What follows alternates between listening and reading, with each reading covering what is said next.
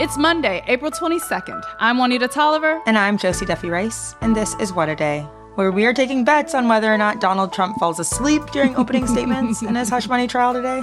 You absolutely know he's going to fall asleep. And he's going to fall asleep on the part when his own attorneys are speaking, of course. Yeah, if you're going to take bets on this, I'm going to assume the old guy sleeps. The old guy.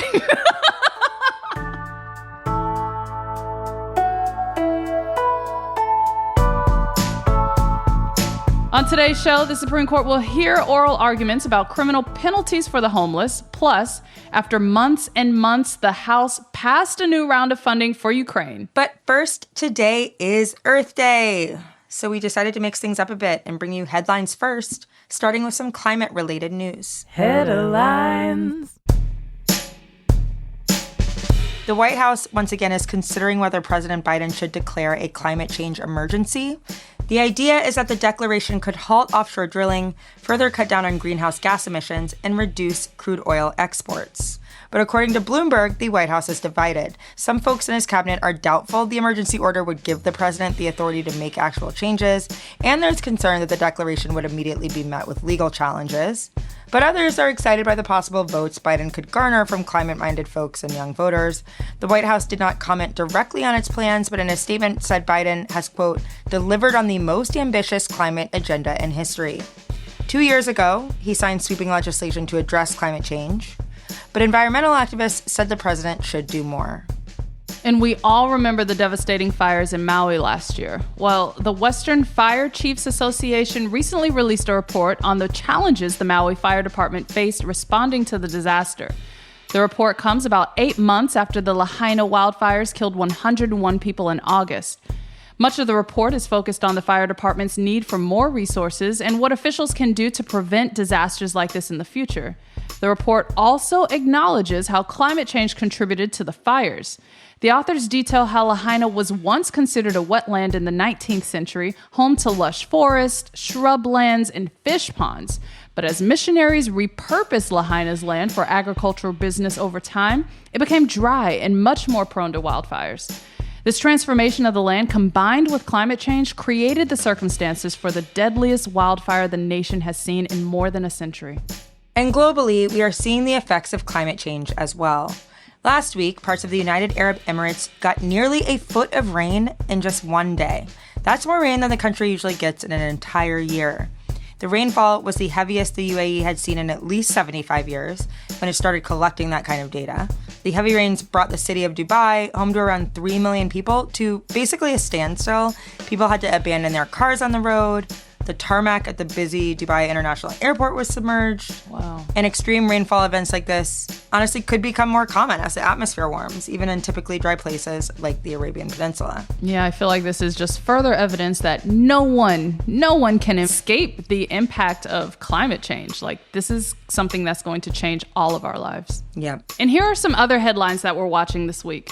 Following up on the breaking news story we brought you on Friday, the New York Times is reporting that 2 Israeli and 3 Iranian officials have confirmed Israel launched a retaliatory attack on Iran. It's not clear what damage the strikes caused, but Iranian officials are downplaying it, claiming that Israel's attack caused no damage at all. The move has renewed calls for de-escalation in the Middle East in hopes of avoiding an all-out war. The attack was in response to Iran's drone and missile strike on Israel earlier this month. Iran has warned that a retaliatory strike from Israel would draw a, quote, massive response. We'll keep you updated on this story as it develops. Opening statements are set to begin today in former President Donald Trump's criminal hush money trial, after the final members of the jury were seated on Friday. Once opening statements conclude, the Manhattan District Attorney's Office will begin presenting its case against Trump and calling witnesses. Trump is accused of falsifying business records to cover up payments he made to the adult film star Stormy Daniels in the lead up to the 2016 election. It is the first ever criminal trial of a former president, and it is expected to last between 6 and 8 weeks. In a huge win for labor advocates, workers at a Volkswagen plant in Tennessee overwhelmingly voted to join the United Auto Workers Union on Saturday. This comes amid the union's push to organize auto workers beyond Detroit's Big Three, Ford, General Motors, and Stellantis. UAW President Sean Fain said that he and his fellow organizers have dedicated $40 million over the next 2 years to their union drive. The next auto plant to hold a UAW election is in Alabama at a Mercedes plant. The vote is set for the week of May 13th. $40 million. Sean Fain is not playing at all. Also, I'm not mad about these targeted mobilizations in the South in an election year. Like, Get it, please. It compounds engagement across the board. Yeah, it's incredible. And those are your Earth Day headlines. We'll be back with the latest after some ads. What A Day is brought to you by Nutrafol. Nutrafol is the #1 dermatologist-recommended hair growth supplement with over 1 million people seeing thicker, stronger, faster-growing hair with less shedding. Mother's Day is coming up, and Nutrafol makes a great gift. Yeah, Nutrafol is incredible. Count me as one of the 1 million plus. I was just, you didn't hear me, I was off mic, but telling Juanita about how actually amazing Nutrafol is. It is so incredible. If you want your hair to get longer, stronger, flowing locks for summer, you know what you got to do. Start your hair growth journey today by taking Nutrafol's hair wellness quiz and get your personalized hair health plan. Right now, Nutrafol is offering our listeners $10 off your first month subscription and free shipping at Nutrafol.com/quiz when you enter the promo code DAY. That is Nutrafol.com/quiz, promo code DAY. What A Day is brought to you by Fast Growing Trees. Fast Growing Trees is the biggest online nursery in the U.S., with more than 10,000 different kinds of plants and over 2 million happy customers. They have everything you could possibly want, like fruit trees, palm trees, evergreens, houseplants, and so much more. Plus, Fast Growing Trees makes it easy to order online, and your plants are shipped directly to your door in 1 to 2 days. And along with their 30-day Alive and Thrive guarantee, they offer free plant consultation forever. We love Fast Growing Trees here. I keep telling you that the mini plants that I've gotten from these folks are yet hanging on. And that's not because I have a green thumb, okay? This spring, Fast Growing Trees, they have the best deals online, up to half off on select plants and other deals. And listeners to our show get an additional 15% off their first purchase when using the code WAD at checkout. That's an additional 15% off at fastgrowingtrees.com using the code WAD at checkout. Fastgrowingtrees.com, code WAD. Offer is valid for a limited time. Terms and conditions may apply. What A Day is sponsored by Ramp. Ramp is the corporate card and spend management software designed to simplify your business finances across expenses, vendor payments, and accounting. With Ramp, you're able to issue cards to every employee with limits and restrictions and automate expense reporting so you can stop wasting time at the end of every single month. And now get $250 when you join Ramp. Just go to ramp.com/WAD. That is ramp.com/WAD. ramp.com/WAD. Cards issued by Sutton Bank and Celtic Bank, members FDIC. Terms and conditions apply. Now, here's the latest. On this vote, the ayes are 311 and the nays are 112. The bill is passed. Celebrations broke out on the House floor Saturday after the chamber passed $60.8 billion in aid for Ukraine. That vote was bookended by votes on bills to send $26 billion in aid to Israel, including $9 billion for humanitarian aid for Gaza and Israel, and $8 billion in aid to Taiwan. The package also included a bill to sanction the seizure of Russian assets, as well as to ban TikTok from U.S. app stores in 9 months unless it finds a new owner. It was unusual to have the 4 bills voted on separately and then combined, but that vote sequence allowed for Ukraine aid to be prioritized and voted on first. And it also allowed 37 Democrats to register their opposition to unrestricted aid for Israel in the midst of the ongoing bombardment of Gaza without sinking the entire legislative package. I've enjoyed watching the way they kind of made this happen. The world has been waiting for the U.S. to send additional aid to Ukraine for a while now. So this must be a relief for the country. How has Ukrainian President Zelensky responded to this incoming aid? Yeah, as soon as the bill passed, President Zelensky posted his thanks on X, writing, quote, "The vital U.S. aid bill passed today by the House will keep the war from expanding, save thousands and thousands of lives, and help both of our nations to become stronger." On Sunday, he reinforced the impact of this critical funding during an interview with Kristen Welker on NBC's Meet the Press. Take a listen. How long should Americans be expected to fund the war in Ukraine? The Americans are not funding the war in Ukraine. They first and foremost protect freedom and democracy all over Europe And Ukraine is fighting, and Ukraine is sending its best sons and daughters to the front line, and it reduces the price for all Europe, for all NATO. It reduces the price for everyone, including the US as the leaders in the NATO. Yeah, I'm sure some people, like my home state congresswoman, Marjorie Taylor Greene. Big yikes. Big yikes. Yeah, I'm not proud of it. I'm sure they were pretty heated about this bill passing. How has she reacted to this vote? Representative Greene went on Fox this weekend to unload about the vote on Ukraine aid and who specifically is to blame. Take a listen. All of this was possible because of the betrayals of Mike Johnson, Maria. He has completely betrayed the Republican Party. He has completely betrayed Republican voters all over the country. And he is absolutely working for the Democrats, passing the Biden administration's agenda. So this is a speakership that is completely over with. It's only Mike Johnson is the one that's trying to hang on to it and is in complete denial. Now, what's interesting is that for all of Greene's bluster, she did not introduce the motion to vacate immediately following the vote on Ukraine aid. And while speaking to reporters after the votes on Saturday, House Speaker Mike Johnson said, quote, "I don't walk around this building worried about a motion to vacate. He's kind of puffing his chest on this." Part of Johnson's comfort likely stems from the fact that Democrats are primed to support him if a motion to vacate comes up now that they've finally gotten a vote on Ukraine aid. Both progressive and moderate Democrats, like Representatives Jared Moskowitz of Florida and Ro Khanna of California, have gone on the record to confirm that they will protect Johnson if a motion to vacate is introduced for a vote. It's interesting that he says he doesn't walk around worrying about a motion to vacate. We know Republicans are willing to just oust you for anything. I'd be worried if I were him. Okay, so what is next for this legislative aid package on the Hill? What has to happen before it actually passes? Yeah, next the bill heads to the Senate for debate, and voting is set to begin as early as tomorrow afternoon. President Biden is confident that the bill will easily pass through the Senate, and a White House official told Reuters that the administration is, quote, already finalizing its next assistance package for Ukraine so that it can announce the new tranche of aid soon after the bill becomes law. That move is also a testament to how urgently the White House wants to get this aid to Ukraine.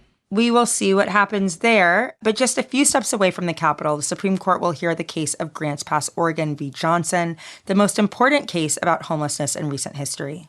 The case will determine the constitutionality of anti-camping laws, which ban, among other things, sleeping or storing belongings on public property.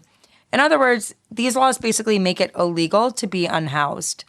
Back in 2018, the Ninth Circuit Court of Appeals held in Martin v. Boise that these laws constitute cruel and unusual punishment unless municipalities provide sufficient shelter beds. In 2022, that ruling led the appeals court to block an anti-camping law in Grants Pass, Oregon. Now, the Supreme Court will rule on whether these anti-camping laws violate the Constitution. So, Anita, I spoke with Jeremiah Hayden. He's a staff reporter for Street Roots, which is a newspaper sold by people experiencing homelessness and poverty in Portland, Oregon. He's actually in D.C. to cover the oral arguments this week. I started by asking him to talk about Grants Pass, where it is, and what the unhoused community is like there. Grants Pass is a city of 39,000 residents. It's in southern Oregon. It's just about an hour north of the California-Oregon border. It's surrounded by the Siskiyou Cascade Mountain Ranges, and the Rogue River goes straight through the city. It's a really pretty area in southern Oregon. Grants Pass, like a lot of cities across America, is experiencing an affordable housing crisis. Rents have soared over the past few years. They experienced a global pandemic like a lot of other cities across the United States and around the world. And, then of course that leads to a homelessness crisis. And so they have had, a pretty significant increase in people that are experiencing homelessness. Can you tell us a little bit about how the city has been handling unhoused people more recently? It's worth mentioning that in 2013, City Council, they had a meeting about homelessness, what they call vagrancy issues, and they said that they wanted to make it so uncomfortable for people in Grants Pass that they would move down the road. So they've been pretty explicit about what their intentions are here. People now are, required to move every 72 hours. Police officers come into the parks Mondays and Thursdays. They hand out these eviction notices, give tickets to people. The city code, it's pretty intense. People really literally can't be anywhere and be homeless in the city without getting tickets that add up. And, you know, they bar people from sleeping in public spaces. That includes parks, sidewalks, in cars. They can't use sleeping materials for the purpose of maintaining a temporary place to live. And parks, even just parks, are defined, you know, pretty broadly as city halls, community centers, police and fire stations, parking lots, traffic islands. So anything owned by the city, people can't be there and be homeless without getting stuck into a cycle of just furthering their poverty. You basically talk about it in your work about how the city is trying to turn homelessness into a crime, like you just said. And you gave some examples. There was this couple who was fined $295 for, quote, scattering rubbish, which is a pretty vague term for when officers find items near tents.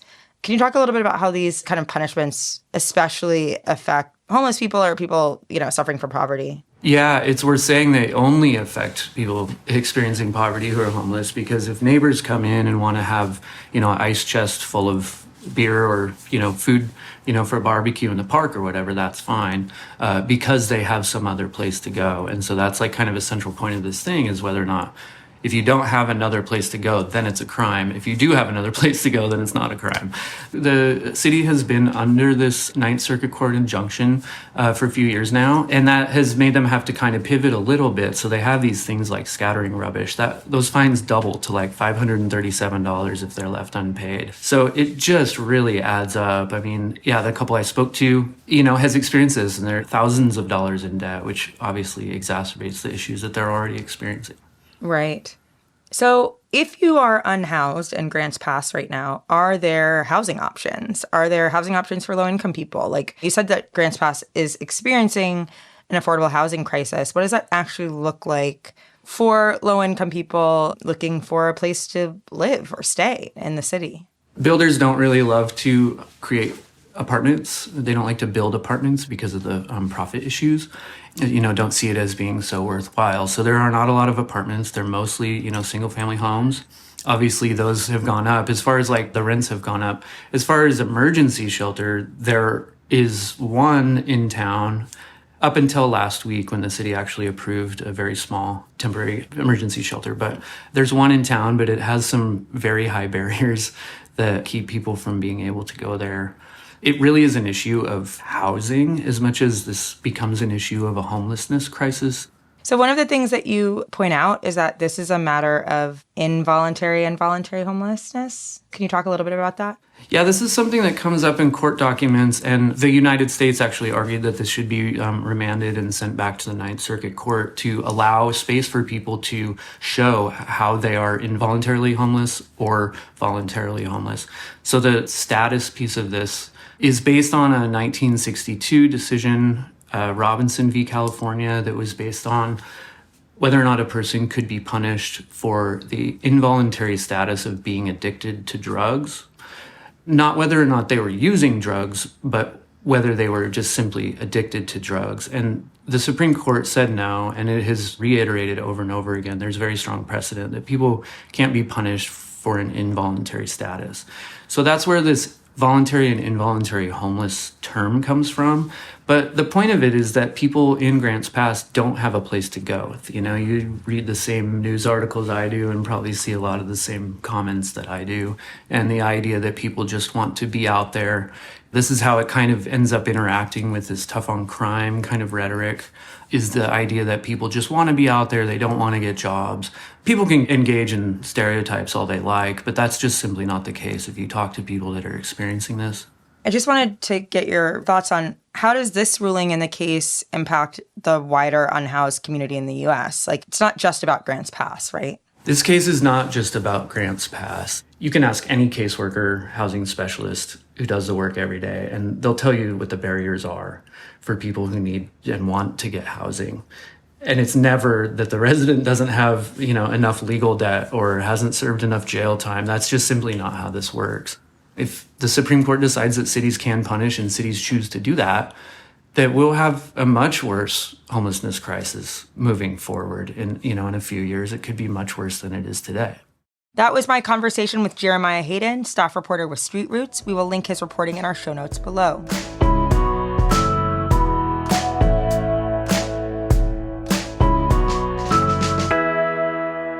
One more thing before we go. Book bans are on the rise, and the Crooked Store is doing a flash sale on all Free the Books merch. Free the Book tees, sweatshirts, and magnets are 30% off, but the sale won't last long, so make like a conservative who found out about a book with a gay character and jump on it. Head to crooked.com/store to shop before the sale ends. That's all for today. If you like the show, make sure you subscribe, leave a review, hug a tree, and tell your friends to listen. And if you're into reading and not just Volodymyr Zelensky's celebratory tweets like me, What a Day is also a nightly newsletter, so check it out and subscribe at crooked.com/subscribe. I'm Josie Duffy Rice. I'm Juanita Tolliver. And happy Earth Day! Oh, let's love on this little Earth we've got, because I don't think any other planets have this oxygen composition. No, we're in trouble. So. Honestly, Earth Day used to be like joyful when I was a kid, and now it's ominous. I would say ominous. Yeah.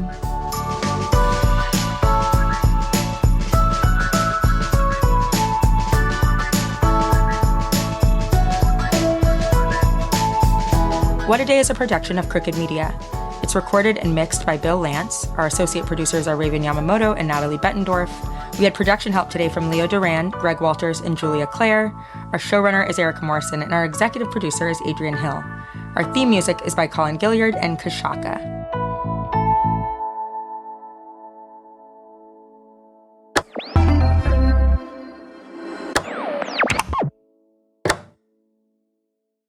Norman, we need to pause this surgery.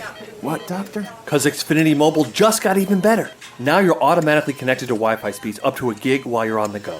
Plus, existing Xfinity customers can buy one unlimited line and get one free for a year. Visit XfinityMobile.com to learn more.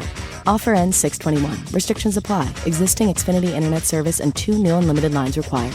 Reduced speeds after 30 gigabytes of usage per line. Data thresholds may vary. Actual Wi-Fi speeds vary, not guaranteed.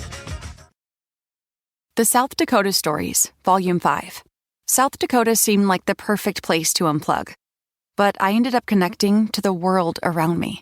A world where each sunset was painted, where I felt adventure's pulse with every step, and where cold water trickling, pine swaying, and grunting bison became my favorite soundtracks.